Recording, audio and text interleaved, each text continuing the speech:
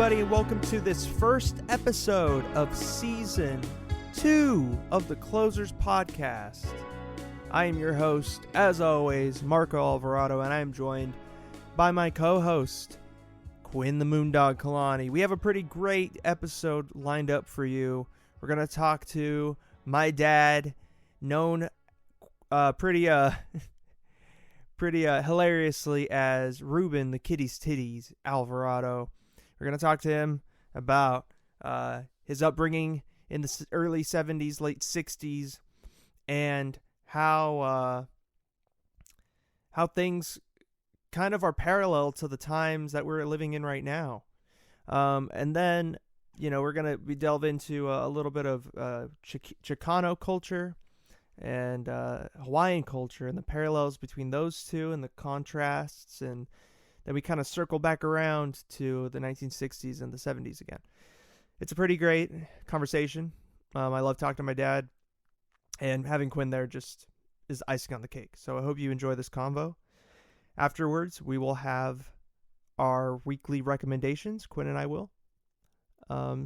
So anyways, without further ado, here is the interview with my dad.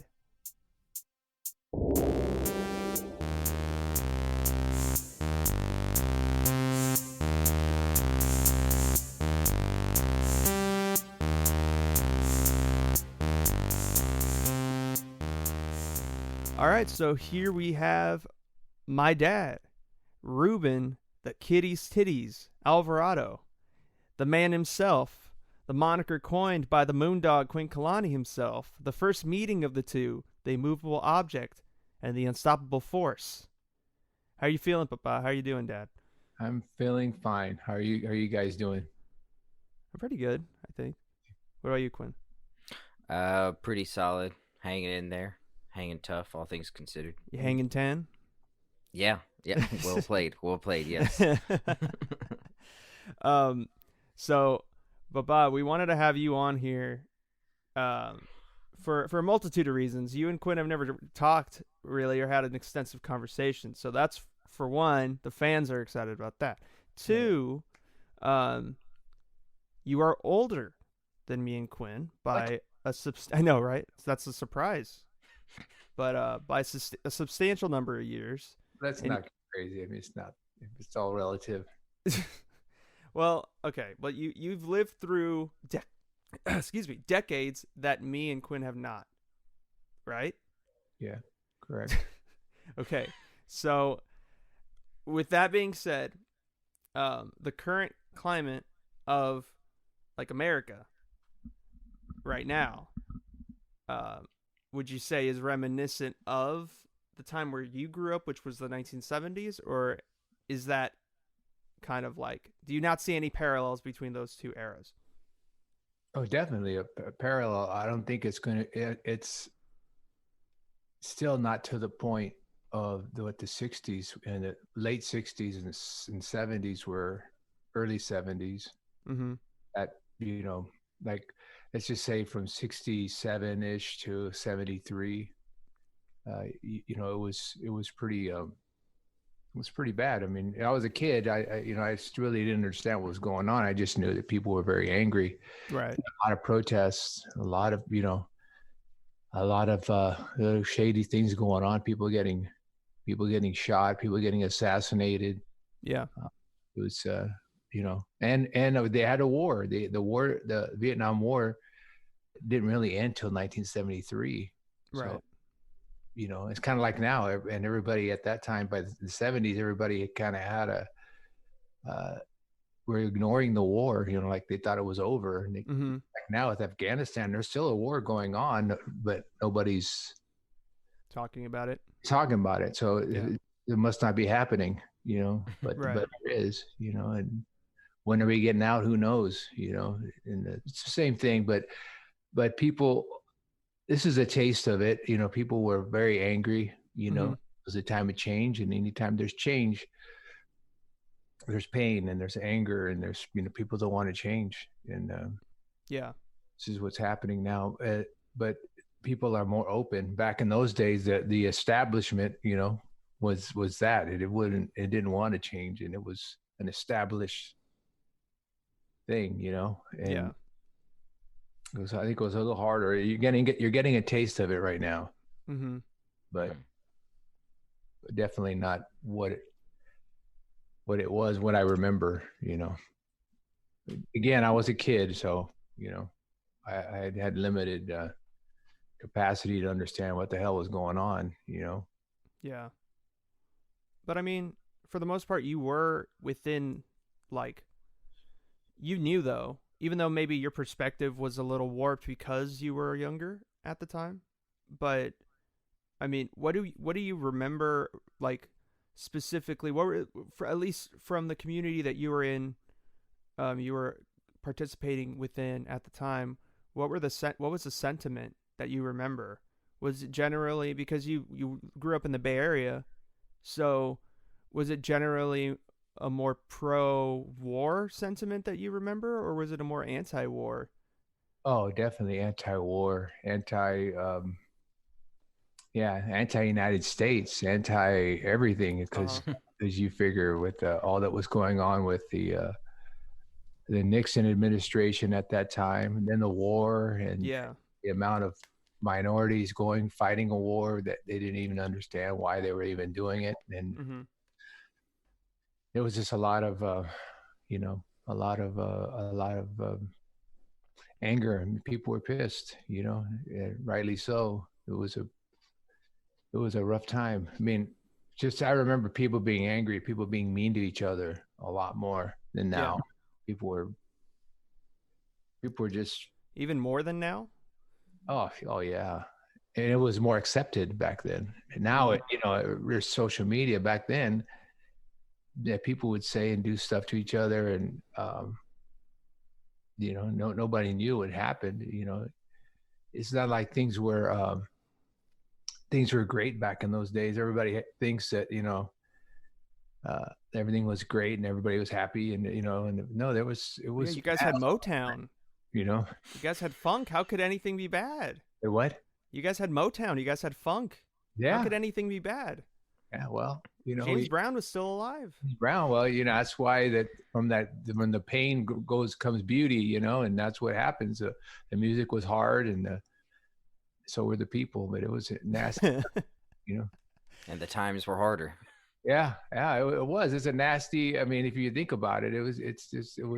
People were just, you know, just were meaner to each other. I mean, at least for me as a kid, you know, everybody was kind of, you know, mean, and everybody, you know, had their opinions of each other, and you never seen kids walking around with a USA shirt on, or you know, like a USA flag, or anything patriotic. Yeah, nobody was into that at all, because you figure, you know, the especially with the Nixon scandal and Uh-huh.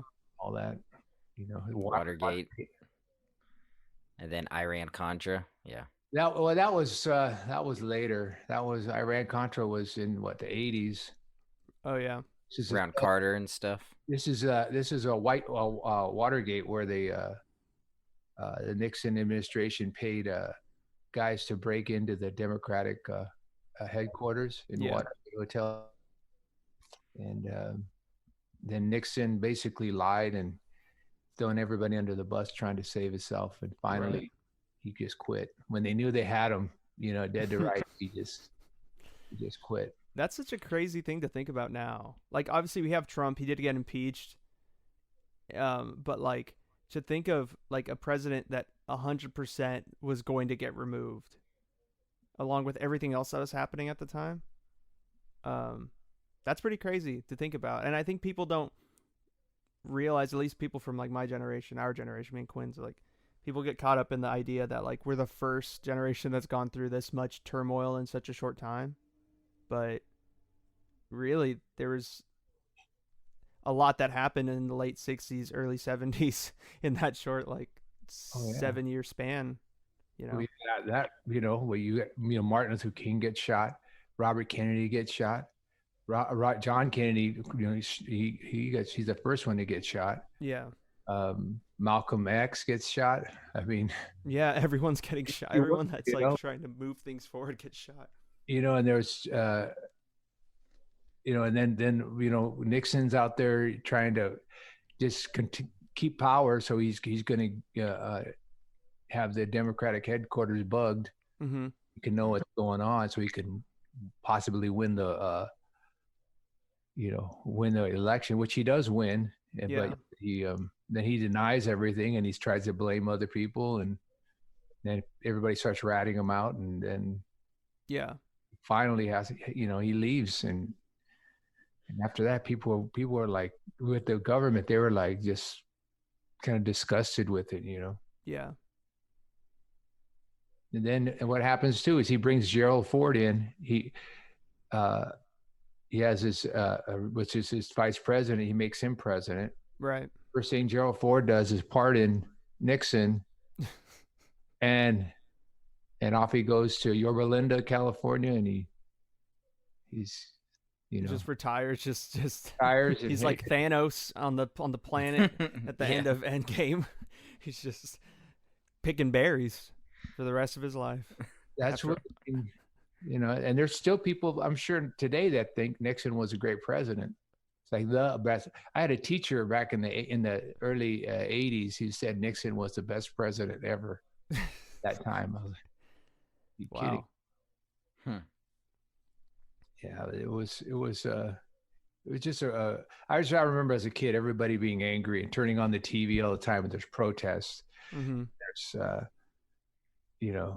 yeah. You see the numbers from the Vietnam War. People, how many people got killed today, in Vietnam. And yeah.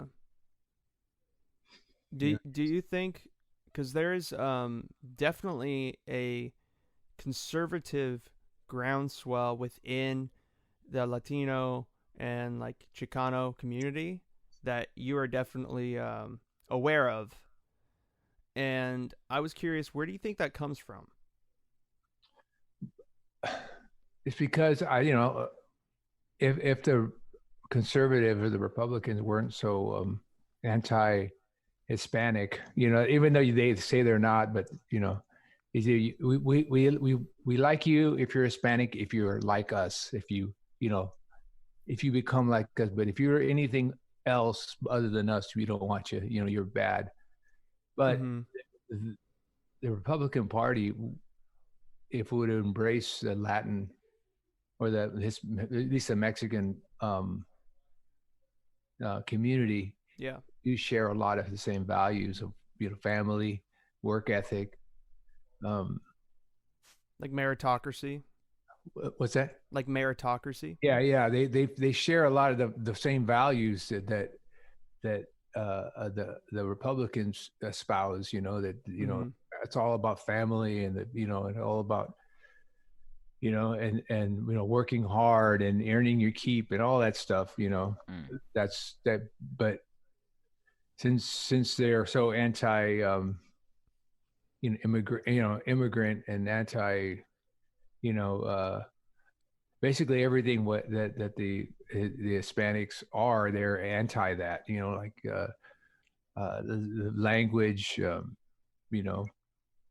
religion's not quite right, but everything else is, it's just, I don't know if it's racial, but most likely it is, who knows, but they would get a lot more Hispanic, but people, but there are a lot of Hispanics that, that are Republicans.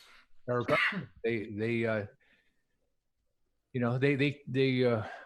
identify with that. So Why do you think there's a large number of Hispanics who do identify with, the conservative values more so? Do you think it stems from the Mexican culture? Is it because of like upbringing, or is it a combination of everything? It's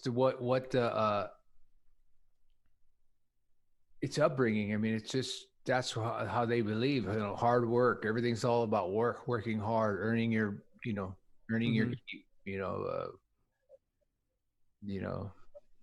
that's a big deal with Hispanic people. It's all about working hard, and that's how they prove that, if you're the hardest worker, or you're the guy that can really get after it. Yeah. It means a lot to them. It's a big deal. Mm-hmm. And raising your family and doing what's best for your family. That's Yeah. everything, to them. That's why a lot of people that, especially second generation, third generation, that have been here for a while, and basically they're Americans. They become Americanized, and Yeah. Like, they still hold on to those values. Well, yeah.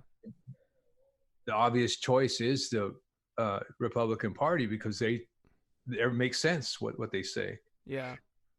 To a degree, yeah. Makes sense to them. Mm-hmm. They don't like, it's, to them, it's all about working. If you're not working, then there's something wrong with you. If you're lazy, or Mm-hmm. that. Yeah. Quinn, do you see that within the Hawaiian culture as well, to a degree, or is it very much kind of in the other direction? Well, I mean, I think hard work is a teneted value amongst a broad spectrum Yeah, of definitely. minorities. In Hawaii, though, hard work is valued, but it takes place behind I'm not sure how to say it, but in Hawaii specifically, there's a go with the flow. It is what it is. Don't stress. Don't aggravate yourself. Don't overcommit to things that are outside of your control. Mm-hmm. Kind of take it So easy. yeah. So I mean, and geographically speaking, Hawaii is, it's where East meets the West. And so there's a lot of Eastern philosophy that breeds over into Hawaii, mixed within a lot of American philosophy. I see. Hard work is obviously valued, especially amongst Hawaiians, who are the poorest demographic within Hawaii. Yeah. But beyond that, Hawaiians are not willing to sacrifice their time, their personal freedom, and their personal happiness for work. I see. In the sense that, you're working for someone else, you're not really working for yourself. I guess that's kind of the sense I get. Yeah, that makes sense. I mean, yeah, I feel like in at least Mexican culture, I can't really speak for like any other countries, but it's definitely like you're sacrificing a part of yourself for the work, and that's just commonplace. Yeah. Yeah. It's almost kind of like a resentment in Hawaii. Like, why we're not going to commit this time to you people. I see. Almost kind of thing. You know what I'm saying? Mm-hmm. Yeah. So in Mexican culture, it's all about committing time to, it's all about just putting food on the table, and they're not even thinking about, their time or any of that. It's just pretty basic. You know what I mean? Which is kind of sad, because they're basically, their whole lives are just devoted to working, and they don't put any thought into it. Either that or the family, because it's like we always have, like, you always have to consider work in the family. That's put above the individual a lot of the times, at least from what I've seen within like hardcore Mexican households. Yeah, it's definitely a family first, and and work and whatever. You just kind of go with whatever the boss says, or whatever they want is how it's going to be. So yeah, it's really interesting. Notice that Hawaiian people were pretty laid back, and I really never met a Hawaiian person that I didn't like. That were just, they have a certain coolness about them, and just I don't know. It's just, they're nothing phases them. They're always smiling all the time, and at least on the outside, yeah. Well, yeah. yeah. Well, then they're great fakers. Then. Well, I think if one person were to associate a trait with Hawaiian people, it's the resilient positivity within the face of oppression, I guess. I see. That's interesting. That's something that's really, seldom talked about. Yeah, well, having a smile on your face is important for many reasons in Hawaii. One, it's a good aloha, it's good vibes. It's putting that out there. And then from an economic standpoint, it pays the people of Hawaii to have a smile on their face as well. Uh, So for like what, like touristic reasons? yeah, Mm, yeah. that's interesting. Jamaicans, right? They're notoriously Really? angry. Well, you didn't. Mm. There's a, I don't know if it's a story of, a bunch of stories of, Jamaicans being very, very mean to the tourists. Uh-huh. But they even had to do I remember in the early 2000s they had to do an ad campaign, where they had this one Jamaican guy kind of forcing a smile and dancing around like, "Hey, we're happy," Jesus Christ. He's got this like hat on, Oh my God. It was, That's Look, that's we're pretty drinking crazy. Red Stripe. I know. Yeah. and he's dancing around. He says, "So, we're happy now. Come and see us now," And he's just kind of there, like, but you could tell he's really, Yeah. As soon as he got off set, he took his money, went home. oh yeah, Isn't that fucked up though? That like these, even in other cultures, the minority groups, or like just the indigenous cultures, or the indigenous people of that specific country or area, they have to fake happiness in order to get money from Americans or like American interests. or whoever's controlling. Yeah, or whoever's Yeah. control. Isn't that fucked up? I feel like that's pretty fucked. I feel like it's systemic of all minorities. Yeah. Is either it's a some sort of, I don't know if facade is the right word, Mm-hmm. but there's a front or like a wall, that's put up to please the dominant class. Yeah, that's definitely true. Going back to tying into that, Quinn, but pivoting to my dad, did you see that? Was that mentality kind of seen when you were growing up too in the Bay Area, where like when you were around a certain, the white, like a predominantly white group of people, you had to put on that face, or you had to change in any way? Smile and dance around. Yeah, with a sombrero on or something. Like, On and, fall asleep in front of everybody. No, that there was definitely everybody had their place. Yeah. I remember as a kid, my parents telling me, that you shouldn't go into those people's houses. They don't want you there. You don't want. They don't want you in their house. They're just being nice. You don't want little Mexican kids in their house. Or they don't want. I even had some parents, kids tell me that their parents didn't want me in their house because they don't want no Mexican kids in their house. Wow. The other kids can come in, but you can't. Okay. Yeah. And then and you're a little kid. How do you process? How do you make sense of that? But growing up, I had a lot of kids that were, I would play running and doing sports and everything. You're around a lot of different kids. Mm-hmm. Where I grew up, there was a lot of Mexican kids and a lot of white kids. Right. And you had friends with both, but it's always who you hung out with afterwards, like whoever you felt more comfortable with. And I had my friends at school, the guys I ran, went and we across country or whatever sport. We'd be friends at school, but outside of school, we never hung out because, weren't comfortable with having me around, or I was, and we even if we would, it was always that tension, like, or at least for me, it was always you're waiting for somebody to say something stupid or something. Because it was always that was always just behind the scenes, and that's why I can sympathize with right now with black people, and they have to be on guard all the time because they don't know what's coming next. You know what I mean? Yeah, and that even existed at the time too. Oh probably. Yeah. And so you'd be there hanging out with your friends, having a good time, and then somebody would say something really, really racist or really stupid, or they should start. It just kind of like would just kind of evolve, and next thing you know, it's if you didn't say anything, it would just keep escalating and become a thing, or you go to some party and you're the only Hispanic dude there, or there's only a couple, and the people start like it's a human nature. They just start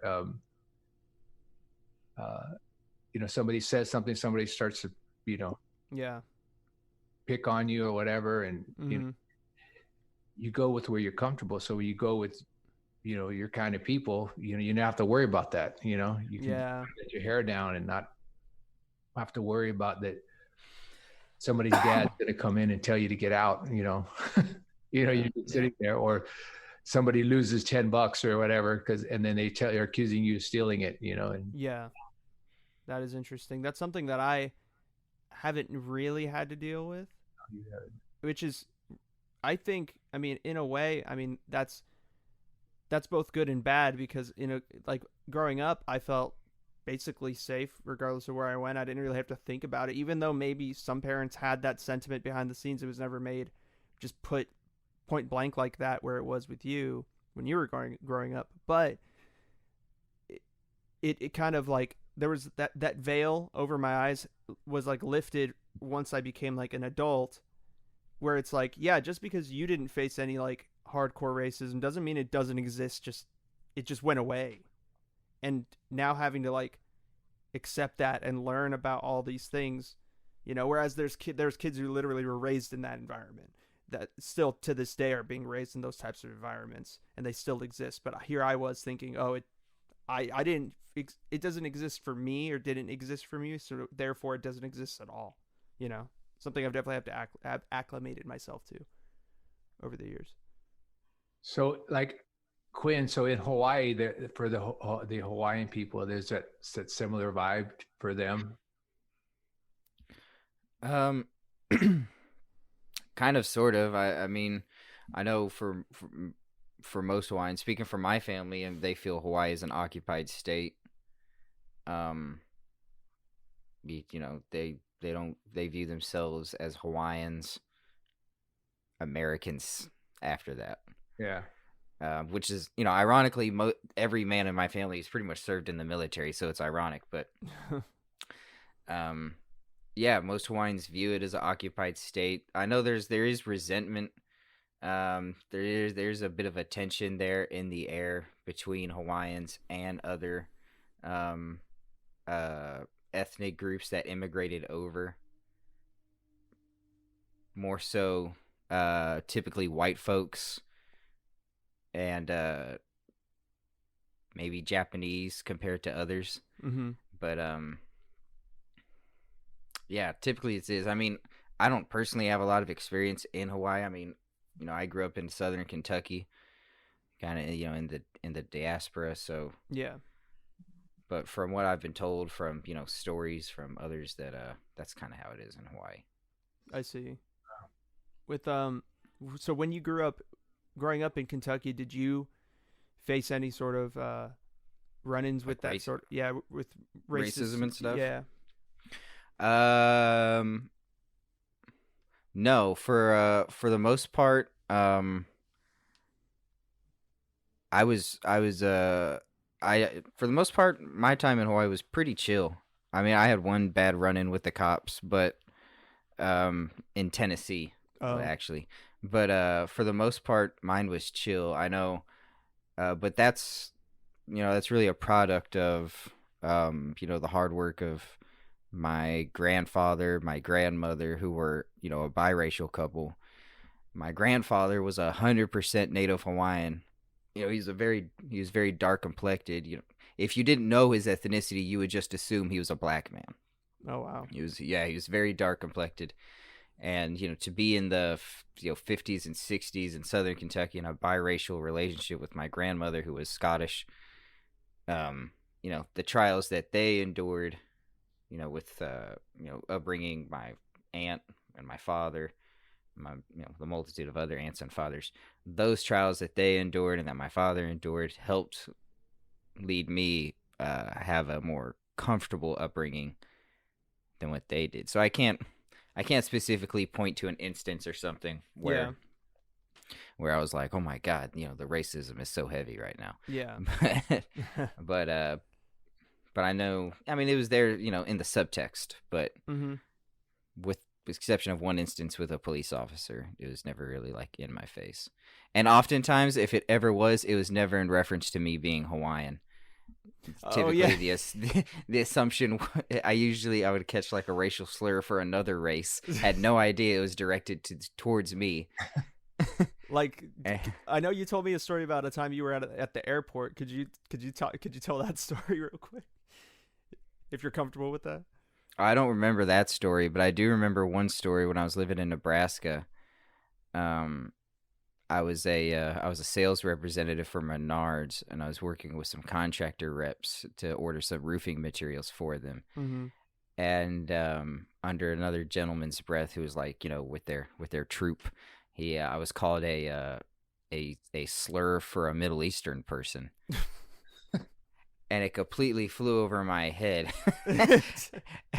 I had no idea that this guy was insulting me or that they were even talking to me until it dawned on me later. You're like, wait, that motherfucker. I was like, oh, he was talking to me? Uh, It's so hard to be like retroactively upset at I know, yeah. upset at something when it just completely whiffed over you. But yeah. Yes.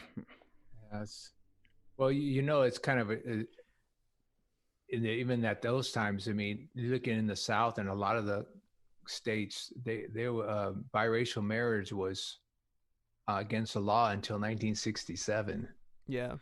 which isn't a long time ago. No. You were born in 61, Papa, right? Was till I was like 7 years old, 6 years old. You can go to jail. I mean, your grandparents, if they would have thought your grandpa was black, he would have gone to jail. He had several run-ins. Not only with like the police and individuals, but also with like Klan members and stuff like that. My father wasn't born till 67, so Yeah. I'm not sure, but Yeah, it's it's kind of hard to even think about that, like, wow, it's, and then you see what's going on, and it's like, well, that's not too long ago where things changed. And even in 67, and where they're doing the integrating the schools, and you got the people, yeah. you got the people, mobs showing up throwing rocks, and At like 6-year-old kids. 6-year-old kids, It's like, teenagers, screaming the N-word, and just, I mean, they're out there, and yeah, where do those people go? I mean, yeah. those people, they're still around. I mean, maybe some of the older people are gone, but they're still around. Yeah, those people had kids. The little kid chucking rocks, a 6-year-old, he's about my age, and Yeah. he changed, or did he double down on Yeah. but they're still around, so it's kind of hard to believe that that things are going to change that quickly. Yeah. yeah, it's crazy. I mean, I know I definitely felt I definitely didn't feel like racism in my face when I was there. But where I was living in Hopkinsville, it was a predominantly, well, it felt, certainly to me, it felt like it was a predominantly African American city. At least really? specifically in the time I was coming up. So it always felt like, you almost saw more black folk than white folk, around the time when I was. Yeah. But within that city, there were still, there's a Jefferson Davis monument, 10 minutes away from where I went to high school. Well, it might not be there anymore. But, yeah. I know, I did things like 80 feet. It's like a miniature George Washington monument. Oh, wow. Like it's exact same. It's a tower. It's just smaller. Oh, okay. So it's a spire. Yeah, it's a spire. Oh, It's just okay. a It's not smaller like version. Okay, it's not a statue of him. Okay, I got it. No. That is crazy to make a statue of a guy that wanted to overthrow your government. Yeah. And now, we beat him, but we're gonna make a statue. That'd be like a statue of a Tojo, for Japan. We make them. We have so much respect for that guy. We're gonna make him, and Mussolini and Hitler will have. Yeah, it makes no sense. It's the ultimate participation trophy. Hey, you got second place. Let's give you a monument. Burn down the South, but you know what we're gonna do for you? We're gonna give you a monument, and we're gonna name some army bases for you. How's that? And it's crazy because it even extends locally in Sacramento. You know, like I grew up going to like Sutter's Fort and stuff for field trips. And, you know, we didn't really learn too much about who John Sutter, I think his name was, who he was and what he did. Just like, okay, like he was a founder of Sacramento. Cool. And like, you just move along. But now, like, they took down his statue and they're thinking about like closing Sutter's Fort because like of the atrocities he committed to like the Miwok people and like and Mexicans that lived here, and like how he basically ran like a gang where it's like either you it's like like the mafia. It was like you either join us and you work for us and Like a warlord. yeah, it's like work for us, and you'll get paid pennies, or you could say no and we'll hunt you down and kill you. So like you don't really have a choice. So and like I remember going in to Sutter's Fort and seeing I remember like the guide telling us this. They're like, yeah, the natives would sleep here. And there's no bed. It's just concrete, like it's a cell. And I remember going into that cell and it's like smaller than my room. It was probably like 6 feet by 6 feet. And like, yeah, there would be about 4 natives sleeping here at a time. You know, they had like some wool that they would put on the floor. Like this person was saying it so like nonchalant, like, oh yeah, you know, this happened. Some rocks. Yeah, it's some rocks, you know, as pillows, like. And here are the living quarters for our indigenous brothers and sisters. Yeah, exactly. Yeah, pile of rocks over there. Yeah, that's where John Sutter slept over here in the mansion. Yeah, John Sutter had a house built for him, a 3-story house right over there, outside the fort. But inside the fort, yeah, it's crazy. And so they took down his statue recently, which actually I think is kind of a good move. But you know what? He was actually a representative of Mexico. He was. Yeah, he was. Was actually representative of Mexico until he's seen that, and I think he's from Switzerland, Europe. Switzerland, or I don't know, Switzerland. And as soon as he found out the Americans were coming, he switched sides and he turned on them. But yeah, you always want to think this beautiful past where this, you know, they were out there and the Indians are helping them pick berries and you know, and show them how to, you know, make, you know, acorn mash or whatever, and yeah, everything. The super romanticized. Yeah, you don't see where he slaughters all these indigenous people because they won't do what he says. Yeah, yeah, it's ridiculous. So it's crazy how it even extends over here, and people think, oh, California is this progressive, you know, how they call it, California. You know, some people call it California. You know. Yeah, there's a lot of different types of people here, and there's a lot of history within the walls of this state, and it's enormously diverse. I mean, just up the hill to my hometown, Angels Camp, it's remarkably conservative. Yeah, like staunchly conservative. Oh, definitely. Like almost Free State of Jones conservative. And all through the valley, where the only places where it's more liberal is near the coast. So you got in Los Angeles, the Bay Area, part of Los Angeles, the Bay Area, and that's it. I mean, but even Sacramento is pretty. Sacramento is more conservative. It's kind of liberal, but it's turning that way. The more you go inland, you know. Conservative. The more you go, like even in Southern California, if you go to Anaheim area, the Orange County, yeah, super conservative. Like when you go into like inland, like Sonora area, and like over there, and even some parts of like the north, the true north, like closer to Redding and stuff.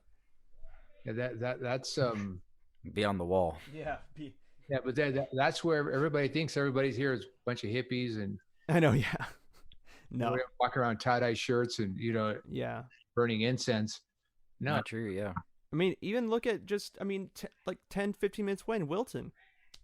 Yeah. I mean, that's super conservative over there. They have a bar. There's a bar called the Wrangler where you walk in, a AA seal of approved establishment, until he's the one who told me that they put up a Trump Pence flag right when you walk in, so you see it right when you walk in.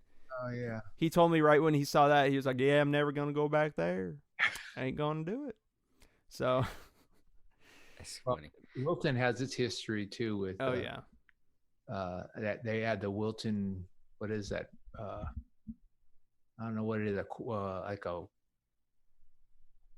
courthouse, whatever. They said that's where their clan used to meet for Wilton. really?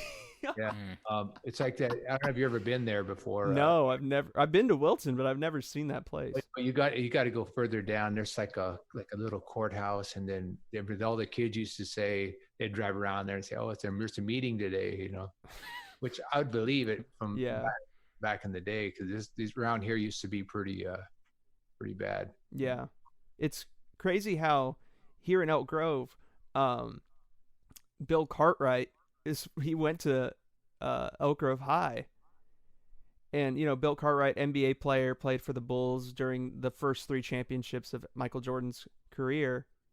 And just thinking about, like, seeing his, like, mural on the wall at the gym at Elk Grove High. And just, like, thinking about, you see, okay, Bill Cartwright, whatever. But then you think about, like, how he went to school during that time. Like, when Elk Grove was literally just a little farm town. And like that whole Wilton type of mentality that you're talking about was just like everywhere here. And Yeah. he was able to get out and he became like an NBA rotational player. Like he made some good money, and it's Yeah, crazy. That's what that wasn't long ago too. No, they said it was when we first moved in here. The one girl, I forgot, one of the realtors. She said, "Well, this is a cowboy town." It's like, what do you mean? What do you mean by that? Yeah, not so much anymore, but yeah. Like, it's changed, but I mean, everybody's been nice here ever since we've got here. Never really had, Yeah, there's been no issues really, but everybody's nice. But yeah, it's definitely changed. I mean, you had a lot of people in the early 2000s move from the Bay Area over here, so it makes sense why the diversity would change an area, change the mentality and stuff. Something I was just thinking of, how we were talking earlier about, comparing the state of affairs today to the 60s and 70s. Mm-hmm. Do you in the 60s and 70s, it seemed like that went along with these times of crises, there was also like an age of heroes that like came out of this. Yeah. I mean, you have Muhammad Ali, Bobby Kennedy, all these great people that, stood up for the right things, for strong, good moral principles. MLK, yeah. Yeah. Do you feel that we have heroes today that could rally the people to foster the sort of change that's necessary? Or do you think that we're in need of these sort of heroes? Oh, I think you're definitely in need. There's nobody.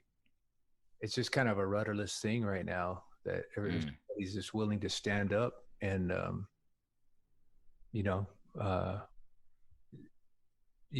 to face these things and to give people guidance. I think that's, you do need somebody like MLK or a Bobby Kennedy, a Muhammad Ali, a lot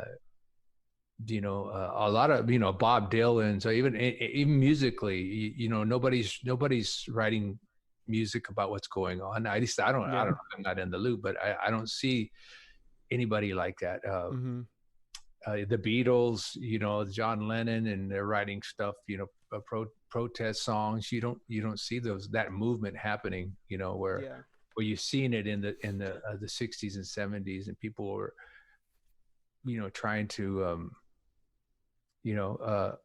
affect change positively and through music, through there's nobody right now doing that. You just see a lot of people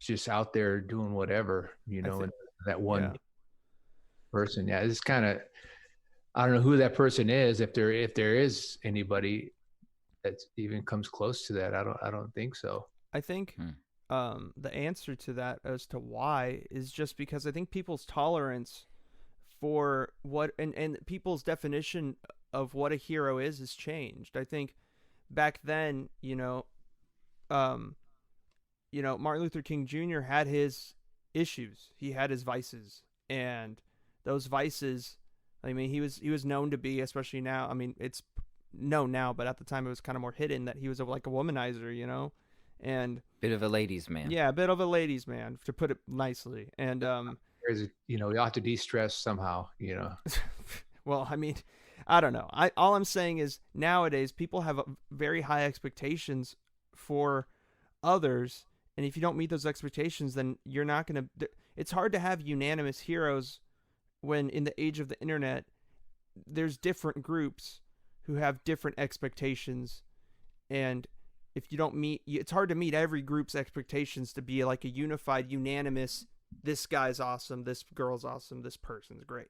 It's there. You know, you have your one side that's always going to say no, they're not great, of course, but like now there's so many different factions. There's so many different kind of communities online, and those individual communities have their heroes. But to have an overall cultural hero, it's pretty difficult. Like, I don't think it's really possible anymore. Well, especially now with how everybody's with all the, you know, social media. So like you figure if Martin Luther King was live right now and involved in all the what's going on, could you imagine all the right wing media exposing his extramarital affairs? And yeah. So kind of dragging him through the mud. And he's a great guy and really has nothing to do with what his cause. He's, you know, okay, you know, yeah, he likes to do that, but look what good he's doing for the. Yeah. That's what he does on his own time is his own thing, right? He's not hurting anybody. He's are more than happy to be with them, and you know, and yet, you know, that's why so people would get dragged down, and that's probably why a lot of people aren't trying to go out and try to do that, because they don't want to take the chance. And you know, well, you look at Muhammad Ali, he didn't want to go fight in the Vietnam War in the height of his career. You know, they banned him for 3 years. 3 years of boxing where he could have made a lot of money, and he decides not to. In his physical prime too. His prime, and he decides, no, I'm not gonna go. And then, you know, it's crazy. I mean, how many athletes would do that right now? Yeah. I mean, everybody talks a big game, but how many guys would say, you know what, not doing it? Yeah. You know? That's what's interesting, though, is that athletes have a specific place in our culture, kind of like comedians do, or you can argue had. You can argue if they still have that place. I say they do, but you know, that's another time. That's another conversation for another time. But athletes specifically, you know, they're a galvanizing force. They're definitely a galvanizing force that can be looked to as kind of a role model, as an upstanding citizen, and they have to be that type of person for the most part now, because all eyes are on them and they're the most acclimated at a young age. Like, you know, LeBron James was a freshman in high school, you know, getting national attention, and so from that young of an age, he's had to get used to all eyes being on him, constantly making sure he doesn't mess up, even though he's had his issues, but nothing to the degree that basketball players were having issues that basketball players were having, like in the 80s, in the 70s especially. So it's I think if there's any heroes that can be looked to, it's athletes that really do a good job of going out of their way to doing community outreach and things like that. But you know, things like that don't make front page news. But I would say LeBron James is like the closest thing we have. You don't think Kyrie Irving can be that guy? No, I don't think Kyrie Irving can be that guy. I'm sorry, but it's a different time. I mean, right now, there's so much money involved, and these guys are like, and they have their lifestyle to maintain. They're like, yeah, I'm down with the cause, but I'm not gonna lose out on the contract money. You know, that's always going to be some athletes, but I think that there are a lot of star athletes who, you know, they would rather use their platform to further a certain type of change as opposed to just lining their pockets. Of course, there's going to be athletes that do that just want money. That's all they care about. But I think there's a larger portion of athletes that really do care, and I think it's impressive, and especially with NBA. I mean, there was like a call last week that a bunch of NBA players had on Zoom, and they like some of them were saying how they don't think that the NBA should come back because that will take away momentum of these protests and stuff, because NBA players have been so vital in these protests that to take those players out of that environment and put them into the Orlando bubble, it's going to take away the steam. But then there's other players who are saying no, like the national attention, the cameras on us, for like 2 months where there's really nothing else going on. That's positive. We could use that platform to inspire more change. So, I don't know. It's difficult. I don't think you'd see an athlete sacrifice years out of his prime today, like you saw Muhammad Ali did. Yeah. All those years ago. But then again, I think it'd be difficult to convince someone to take that, so to lay on that grenade, due to the moral absolutism that is demanded out of our idols these days. Yeah. So it's true. I don't know, man. It's very true. Well, Papa, I think it's about that time. I want to thank you for coming on. But before we go, real quick, okay. What do you think is going to be the Las Vegas Raiders regular season record? Your prediction right now. What do you think? They're going to do a solid 8-8.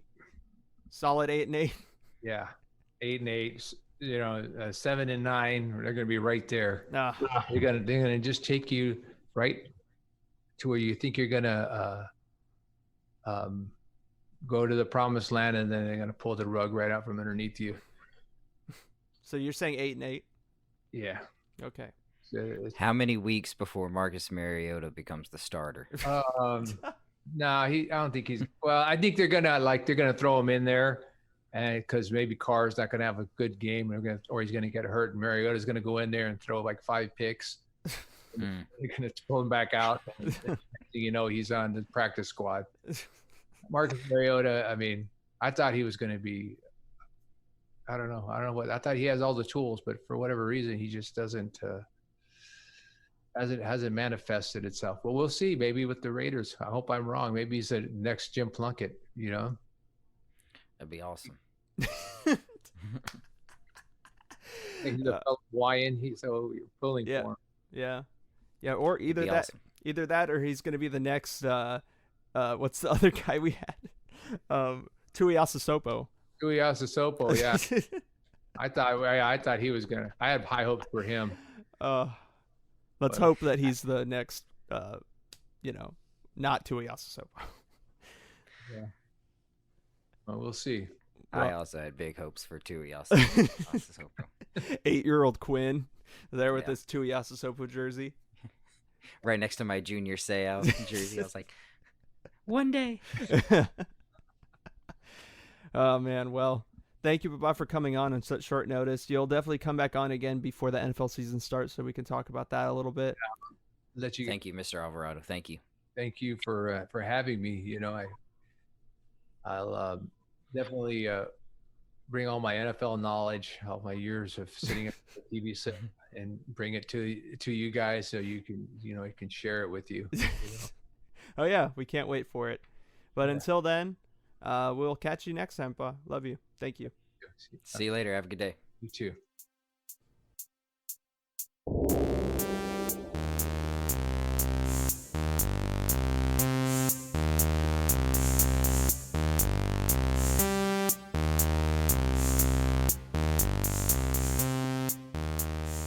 All right, so I hope you enjoyed that episode or that interview with my dad. Ruben the Kitties Titties Alvarado. We are now primed and ready to give our recommendations for the week. So, Quinn, would you like to go first? Sure. My first recommendation this week is a television show that I've fallen in love with. It is something that you can watch currently on Netflix, 3 seasons. I'm just looking up the name of the show creator so I can give them credit. The show is called Hap and Leonard. Currently on Netflix, 3 seasons, starring James Purfoy, Michael Kenneth Williams. The creators are Nick D'Amici and Jim Mickle. Why do I like this show? Yeah, why? It has a very retro feel. It's very reminiscent of 80s, late 70s kind of cinema to me. Basically, it centers around a friendship in eastern Texas, coming right out of the civil rights movement, right out of Vietnam. The best friendship between a white man and a black man. Buried treasure is involved. Oh, ahoy! An eccentric cast of characters is evolved. You can't speak too much about it without giving anything away, and you want nothing given away with this program. The dialogue is clean, it's sharp, it's immersive, and it's truthful and reflective of the region it takes place in, which is a giant pet peeve of mine when you watch a movie.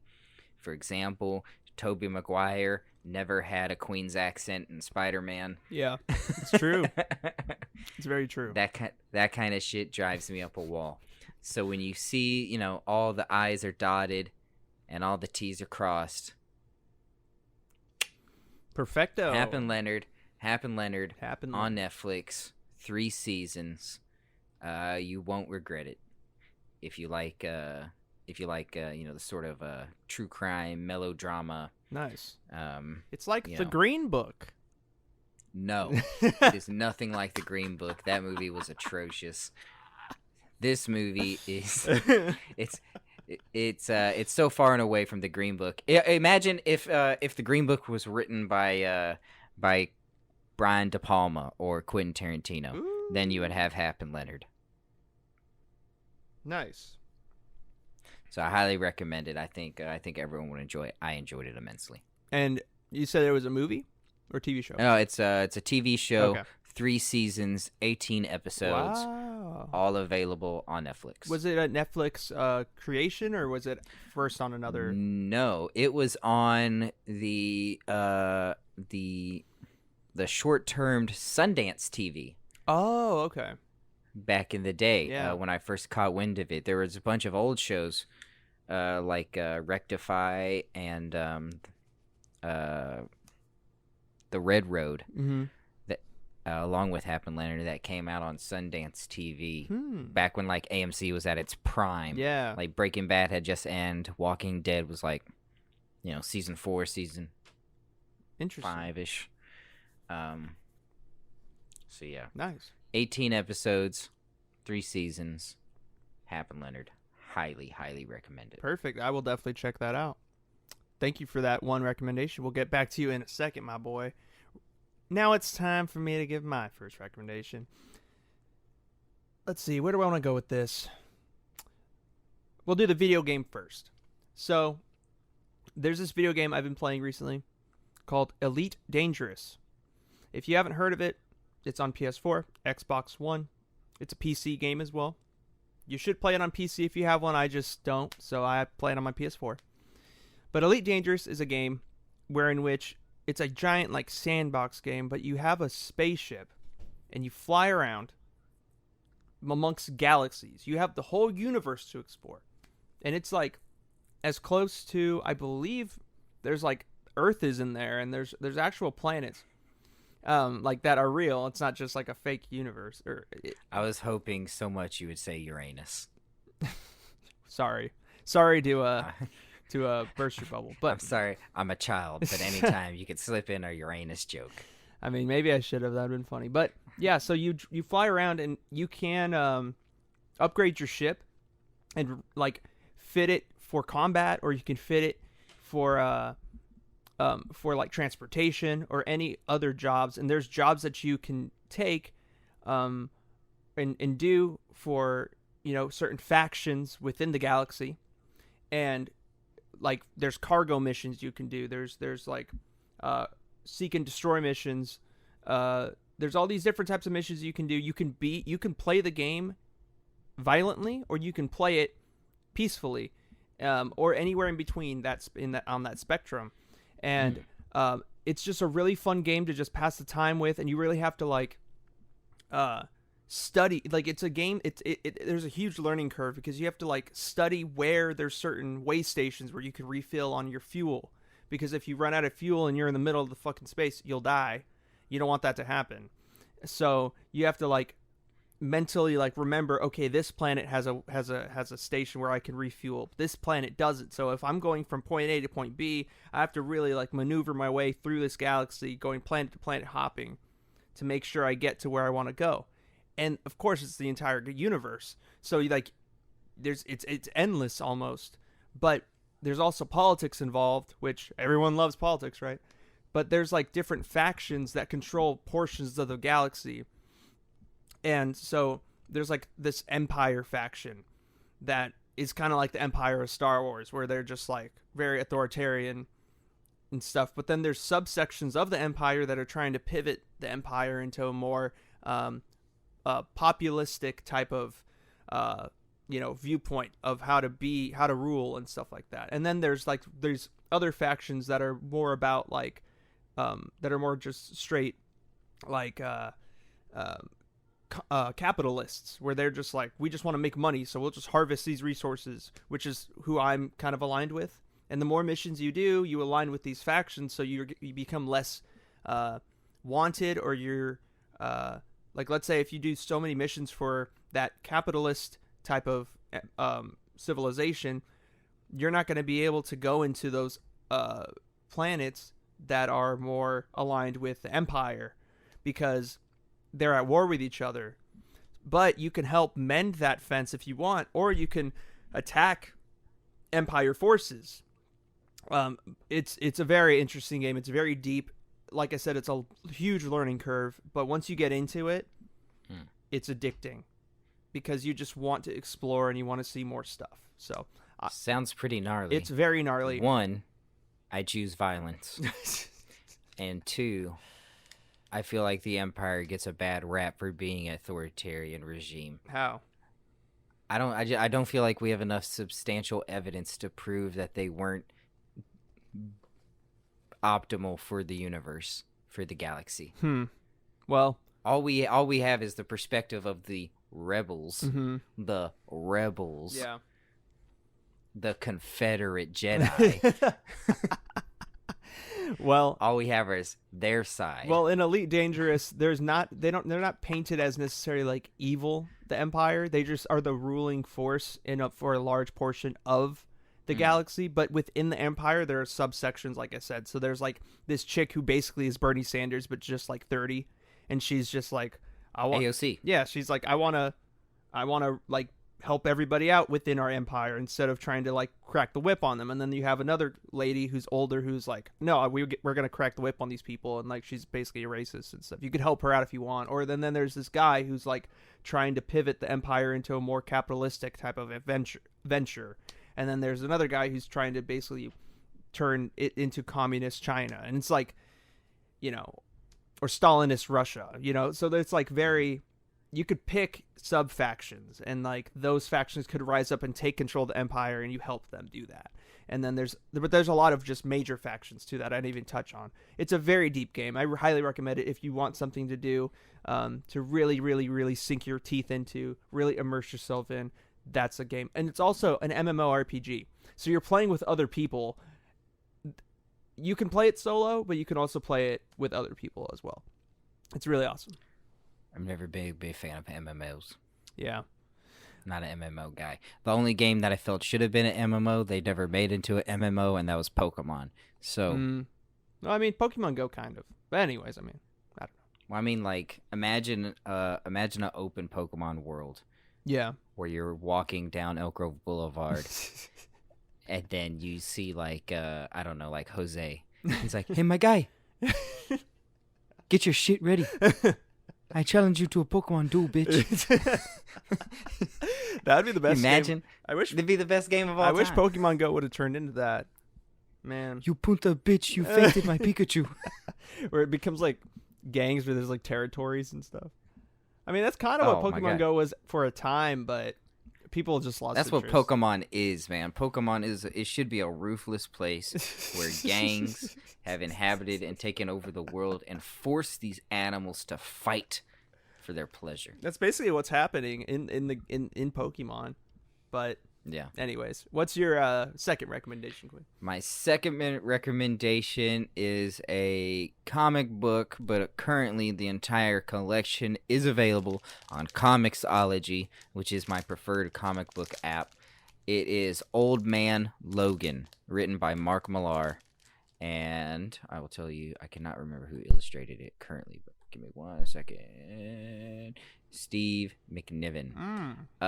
Old Man Logan. If you've seen the movie Logan, you have a general idea of what this movie or what this book is about. What you don't know is that it takes place in Sacramento, NorCal forever. What?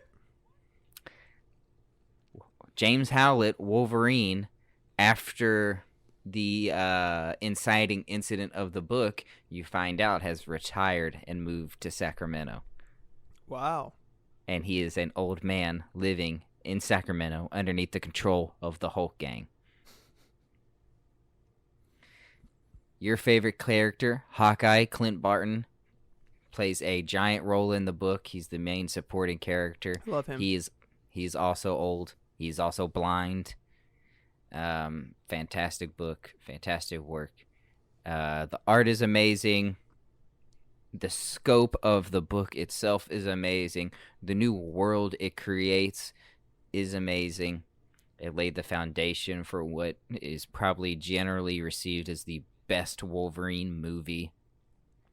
I highly recommend checking it out. It's awesome. It's also very violent. How long is it? I don't know. Page-wise, I cannot tell you. Give me 1 second. I've always wanted to read that one because I love Hawkeye. And when you told me the synopsis of it like 2 years ago, I was like, bro, this is so cool. But I just never, I'm not the biggest comic book guy, as you know, as many of you know. But I definitely want to give it a chance. I love my Hawkeye. So it's a complete book, so there's well over 100 pages. Oh, okay. So it contains every volume right now. Nice. So go to Comixology, do yourself a favor, get with the modern mythology, and read comic books. You're a better human being for it. I agree. I agree. What is your second recommendation? The last recommendation people for out this week, my good friend Quinnathan, is none other than the new album by Phoebe Bridgers, Punisher. It came out on Friday, and I've listened to it already like 3 times through. She is a indie artist from Southern California, Los Angeles. She grew up there. And her first album was very much a folky type of country album with some indie elements thrown in. I loved that album. I still love that album. And Punisher is definitely a different vibe. She went more experimental with this album. There are some core just country tracks in there, which I love. I love sinking my teeth into those types of songs, especially from her, because her songwriting is really where she shines, in my opinion. But her song Kyoto is a very chill, fun pop tune, which I really enjoy. But then there's her song, let me see, because there's one song that she wrote. Oh, Punisher, the title track, is also a very, very good song. Very dark, really sad. All of her songs are very much in that vein of just like heavy sadness, but her voice is what kind of keeps you up, which is very interesting because she's saying and singing these really like kind of sad things, but the tone of her voice and stuff really is the thing that kind of keeps you from spiraling all the way down to that really dark abyss. The song Graceland 2 is that one country song I was talking about that's just amazing. Oh, it's so good. I believe Lucy Dacus, if that's how you pronounce her name. She's not featured on the song, but she does offer some backing vocals on the track too. Love it. And her song, the Garden Song, which was her first single off the album, really has grown on me. That song's a very indie type of song with a very driving melody in the background of her kind of like sing-songy melancholy vocals. And then of course the song Halloween is one that just kind of really stuck out to me as well. And then the last song on the album, I Know the End, is her most intricate song I think she's ever made. It's her or ever written. It's a song that starts out like most of her other songs and then just builds up to this really big orchestral arrangement and then ends with her just like screaming into the mic till she just can't anymore. And it's really experimental, like I said, but it's very, very, very engaging. So if you are looking for something new to listen to, you never heard Phoebe Bridgers before, definitely check out her new album Punisher, because I'm thoroughly impressed and she's one of my favorite artists today. She's a huge inspiration of mine. And like I said, it's within the words is where the beauty shines. Her play on words and her ability to craft these stories without saying a whole lot is amazing. So, and how would you describe her voice in layman's terms? In layman's terms, I would describe her voice as soft, yet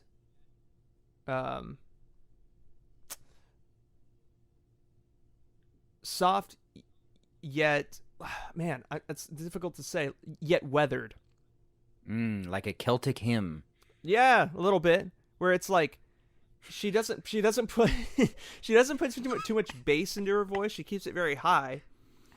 But it's like it's soft, but you can tell like when she's singing, it really feels like whatever she's singing about in that song, she's gone through that shit. Like she's gone through whatever she's singing about. Like it's from her heart. She sings from her heart in every song. And that's what matters the most. I feel like that's what really connects people together is to an artist, at least, is that specific detail. So if you're looking for that authenticity, that's where you're going to get with Phoebe Bridgers. And not just her Punisher album, but also, I believe it's like Stranger in the Alps, I believe. Stranger in the Alps is her first album. You also find it there, too. It's just genuine indie pop experimental. Her new album's experimental, but basically she's a pop artist. It's just that type of music, and it's really good. It's really fucking good. So I urge you to listen to her if you are interested. But yeah, those are our recommendations for the week.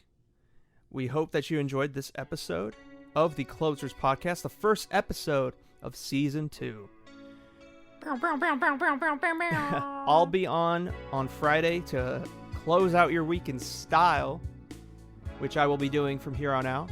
And Quinn will be back at you at the beginning of next week on Monday the 29th, in which he will talk about something on Hang 10 with Quinn Kalan.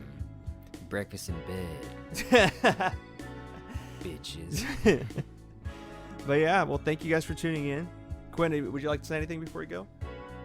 Not particularly. Just stay safe, stay smart, stay cool, and God bless. Perfect. Please follow us on Instagram at The Closers Podcast, on Facebook at Closers Podcast, and subscribe to your YouTube channel. And also, if you're not already, follow us on Spotify or on Apple Podcasts or Stitcher or Google Pods or anywhere else where you can get your podcasts, so you can follow along with us through this journey of a 3-episode-a-week Season 2. We are excited, folks. Hope you are as well. Hope you enjoyed everything that we're throwing at you. Much love. We'll see you soon. Take care.